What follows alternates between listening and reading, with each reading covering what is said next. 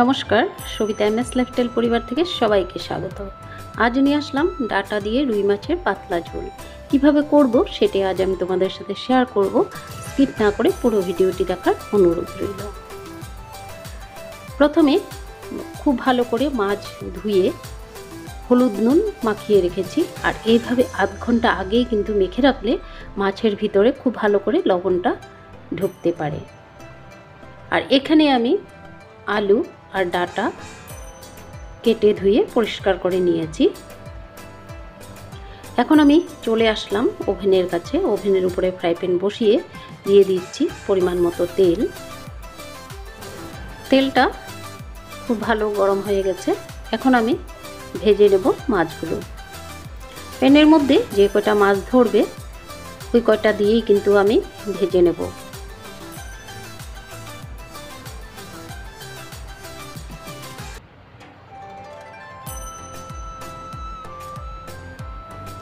এপিট ওপিট করে খুব ভালো করে আমি ভেজে নেব। আমি বেশ একটু কড়া করে ভেজে নিচ্ছি, তোমরা চাইলে একটু হালকা করেও ভেজে নিতে পারো। এটা অবশ্যই নিজেদের পছন্দ মতো করে নিতে পারবে। বেশ লাল করে ভেজে নিলাম। এখন আমি নামিয়ে নিচ্ছি।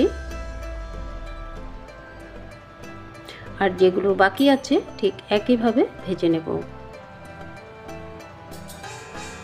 ভিডিওটি দেখে যদি ভালো লাগে অবশ্যই সাবস্ক্রাইব করে সঙ্গে থাকবে। সাবস্ক্রাইব করে রাখলে আমি যখন নতুন ভিডিও আপলোড দেব সঙ্গে সঙ্গে তোমাদের নোটিফিকেশনে পৌঁছে যাবে। আর ছোট্ট করে একটা লাইক দেওয়ার অনুরোধ রইল। তোমাদের লাইকই কিন্তু আমার ভিডিও করার উৎসাহ বাড়ে। আবারও দিয়ে দিলাম পরিমাণ মতো তেল। এখন আমি আলুগুলো ভেজে নেব।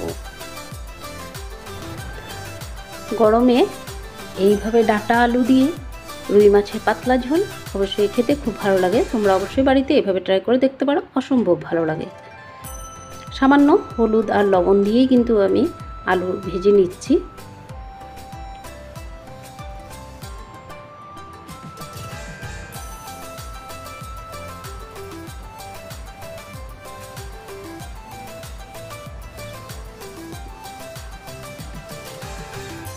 বেশ লাল করে ভেজে নেব।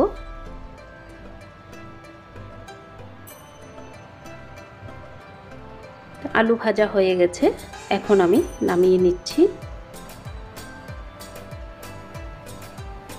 ফোড়নে দিয়ে দিচ্ছি গোটা জিরে। গোটা জিরে দিয়ে 1 সেকেন্ডের জন্য নাড়াচাড়া করে নিলাম। আর দিয়ে দিচ্ছি একটা মিডিয়াম সাইজের গ্রেট করা পেঁয়াজ। পেঁয়াজ দিয়ে হালকা বাদামি কালার করে ভেজে নেব। দিয়ে দিচ্ছি স্বাদ মতো লবণ।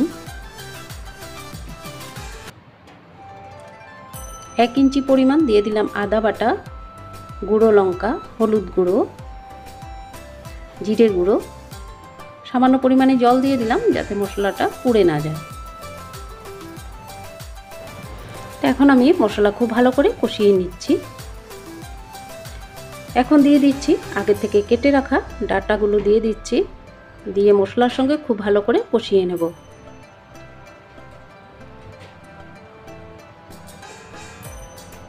আর দিয়ে দিচ্ছি ভেজে রাখা আলু। আলু দিয়ে আবারও মশলার সঙ্গে খুব ভালো করে কষিয়ে নিতে হবে।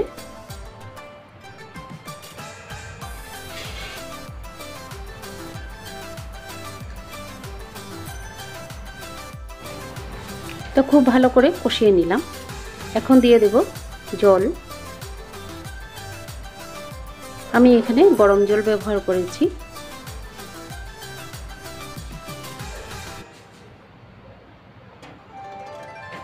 এখন আমি 5 মিনিটের জন্য ঢেকে দেব। গ্যাসের ফ্লেম লো টু মিডিয়াম করে দিলাম।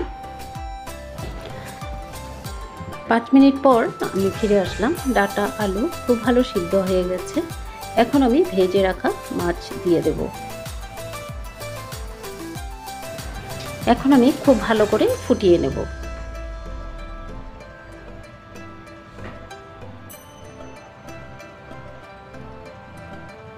গ্যাসের ফ্লেম হাই করে দিলাম। এখন আমি দিয়ে দিচ্ছি ধনেপাতা।